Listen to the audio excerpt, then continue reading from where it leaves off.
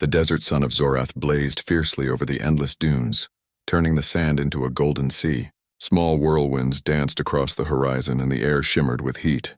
In this harsh world, strength and skill were the only currency, and survival demanded both. Ethan, a human scout, stepped carefully over the rough terrain. His armor was dented, scratched, and old. It was no match for the sleek, glowing battlesuits the Zorathi warriors wore, but it had kept him alive through countless missions. The heat made the metal heavy on his shoulders, but he didn't complain. Humans were used to discomfort. Ahead, the Zorathi training ground stretched wide, a circle of smooth stone embedded in the desert sand. Around it, young warriors watched from platforms built into jagged rocks. Their skin shimmered in shades of violet and blue, and their weapons glowed with energy, pulsing faintly as they shifted in their hands. Lyra, a young Zorathi warrior, leapt down from the highest platform. She was tall even for her species, with sharp eyes and an energy blade humming at her side. She walked toward Ethan, her movements confident, almost playful. The other warriors whispered, laughing softly. They all expected this to be easy. When Lyra saw Ethan, she laughed, loud and mocking. "Is that supposed to be armor?"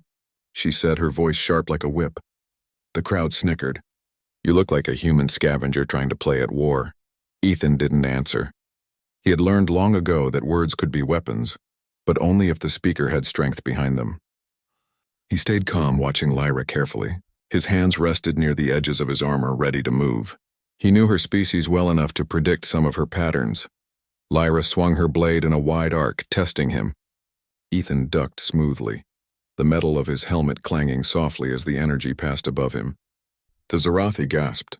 They were used to humans being slow and fragile, but Ethan moved with surprising speed and precision. Every dodge, every step was calculated. He didn't just react. He anticipated. The duel continued. Lyra's strikes were fast, almost too fast to follow, but Ethan's movements were clever. He rolled, twisted, and shifted, using his armor's weight to his advantage. Even when the energy blade struck near his shoulder, he absorbed it and kept moving. The crowd began to murmur, some in disbelief. How could a human in such old and weak-looking armor survive against a skilled Zorathi warrior? Lyra's smile faltered for the first time. Her strikes became sharper, more aggressive. She swung her blade in combinations, trying to catch him off guard. But Ethan moved with calm, deliberate motions, always one step ahead. It wasn't strength alone that guided him. It was experience, observation, and the human ability to improvise. Finally, Ethan stopped. He raised his hand slowly and began removing his helmet. Lyra froze mid-step. Her eyes widened. The crowd went silent. The human's face was scarred, each mark telling a story of battles fought and survived. He was not tall or muscular like the Zorathi, but his posture, his calm gaze, and the quiet confidence he radiated made him appear larger than life. He removed the chest plate next. The dents and scratches were numerous, but they didn't hide the truth. He was strong, disciplined, and unbroken. The air seemed to shift. Lyra's energy blade lowered slightly, and her sharp eyes could not look away. The laughter was gone. The whispers grew louder, but now with awe instead of mockery. Ethan didn't gloat. He stood there, breathing evenly, letting the silence speak for him. Every Zorathi in the circle understood something new at that moment. Strength wasn't just about glowing weapons or perfect armor. It was about courage, skill, and the will to survive against impossible odds. Lyra finally moved, but slowly. Her voice was quieter, almost hesitant. You are different from what I expected," she admitted. It was not praise, not yet, but it was the beginning. She had always believed humans were weak, fragile, and unprepared. Now, standing before this one human, she questioned everything she thought she knew. The duel had changed. What started as a mockery became a silent recognition of human resilience. Ethan didn't need advanced technology or flashy armor to prove himself. The truth was in his movements, in his calm mind, and in the scars that told stories of survival. After a long moment, Lyra raised her blade again. But this time, it was not an attack. She circled him, studying him with new eyes. The human didn't move. He had nothing to prove now. The crowd of young warriors watched in stunned silence, many whispering to each other. Some of them had never seen such a display of courage from a human. Ethan spoke at last, his voice steady, carrying across the stone circle. "Armor can protect your body," he said, "but it cannot protect your mind, your skill, or your heart. Strength comes from inside, not from what you wear. Lyra's eyes narrowed slightly, not in anger, but in thought. She had always believed the strongest warriors were those who relied on the best technology. But here was a human, relying on nothing but his training, his instincts, and his mind. And he was unmatched. The young warriors began to clap slowly. One by one, their applause grew louder.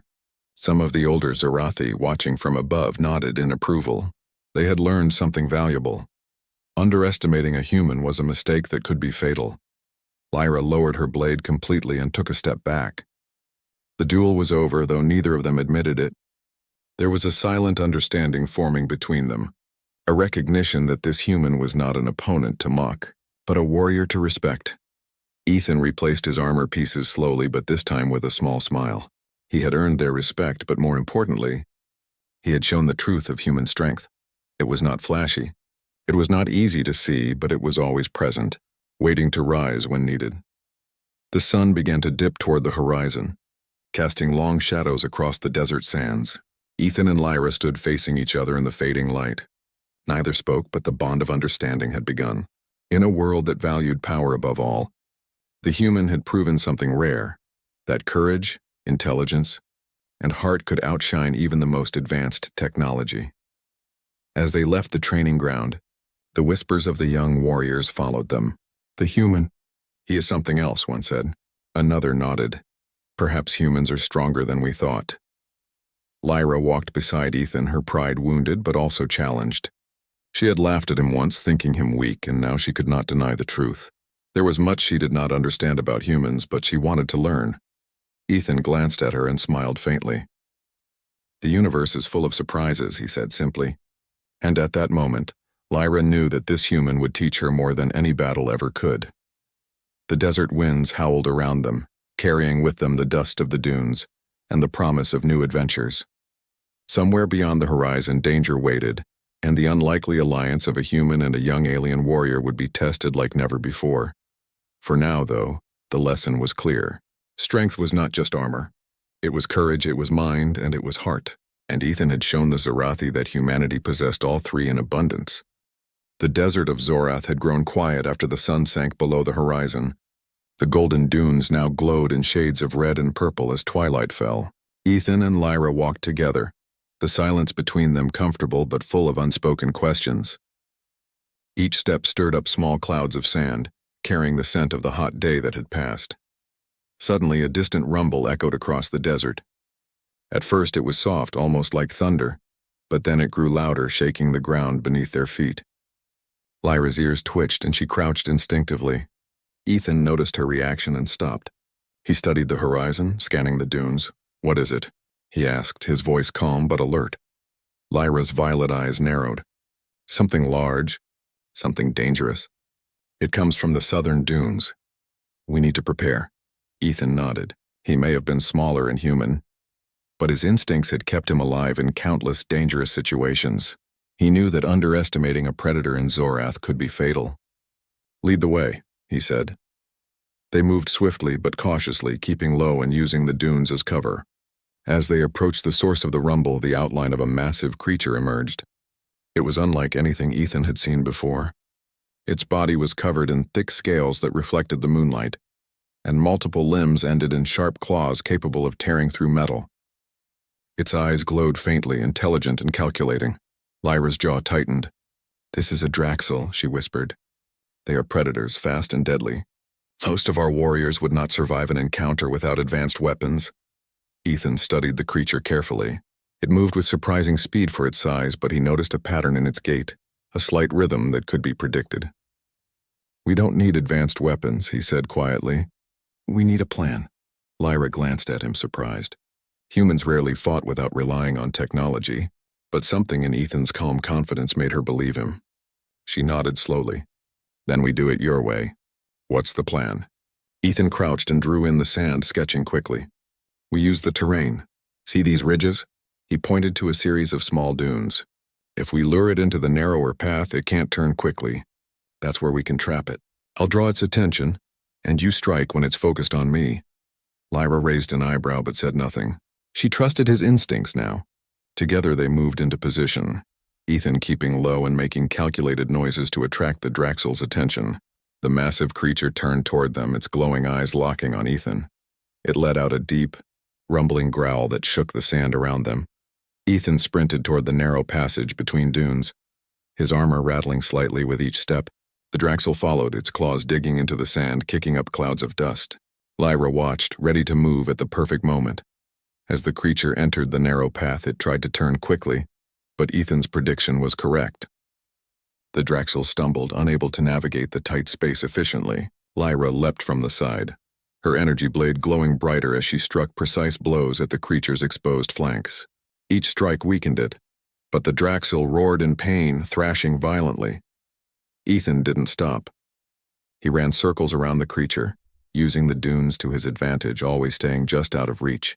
He noticed that the Draxel's attacks were becoming predictable, almost mechanical. "It's learning my patterns," he muttered to himself. "I need to change tactics." He dropped his weapon and grabbed a nearby boulder. With careful aim, he rolled it down the slope of the dune, striking the Draxel's legs and causing it to stumble again. Lyra's eyes widened in surprise. The human was improvising, using the environment instead of relying solely on weapons. Together, they executed a coordinated attack. Ethan drew the creature's attention with quick movements and calculated sounds, while Lyra struck from angles the Draxel could not defend. The Predator's strength was formidable, but their teamwork outmatched it. After a tense few minutes, the Draxel collapsed, breathing heavily and defeated. Lyra lowered her blade, staring at Ethan with a mixture of astonishment and respect. I didn't think humans could do this," she admitted, her voice barely above a whisper. "You're not just clever, you're fearless." Ethan wiped the sweat from his brow and gave a small smile. "We survive because we adapt. We don't just rely on what's given to us.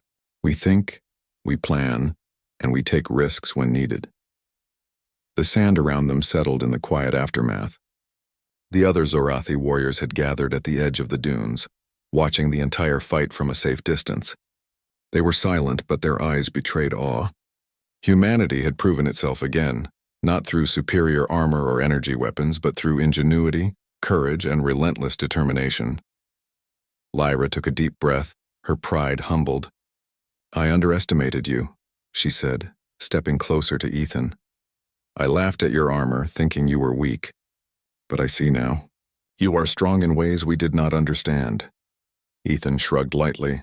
"Strength isn't always visible," he replied. "It's not the armor you wear or the weapons you carry. It's the choices you make, the risks you take, and the courage you have when no one is watching." For the first time, Lyra felt something unfamiliar. Admiration, yes, but also a desire to learn. She wanted to understand this human's way of thinking, his ability to face danger without fear, and his skill in using the world around him as a weapon. The two of them walked back toward the training ground side by side. The dunes glowed softly under the starlit sky, and a gentle wind stirred the sand around their feet. The bond between human and alien warrior had begun, forged not in friendship but in shared challenge and mutual respect. As they returned, the whispers of the gathered Zorathi spread quickly. "The human is remarkable," one said. Another nodded. "He does not fight like us, but he is stronger than many of our best warriors." Lyra glanced at Ethan, a small smile on her face. "I think your way of fighting, your way of surviving, might teach us something," she admitted. "You've shown us a side of strength we never considered." Ethan nodded. "Then maybe we can learn from each other. Strength comes in many forms, Lyra. Together we can be stronger than any one of us alone." The night settled over Zorath, calm now after the storm of battle. Somewhere beyond the horizon, more dangers waited, but Ethan and Lyra had proven something important. Humans were not to be underestimated. Their courage, intelligence, and determination made them a force even the most advanced species could not ignore. Lyra's respect for the human grew with every step. She had thought herself superior, the embodiment of Zorathi strength, but now she understood that true power was more than muscle or technology. It was heart, mind, and adaptability, and humans had all three in abundance.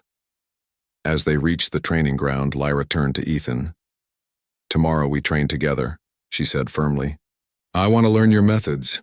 I want to understand how you think," Ethan smiled faintly, "and I want to see how you fight, Lyra." There is much I can learn from you too.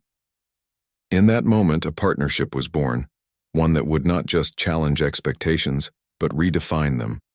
The human and the alien warrior, once rivals, now stood as equals.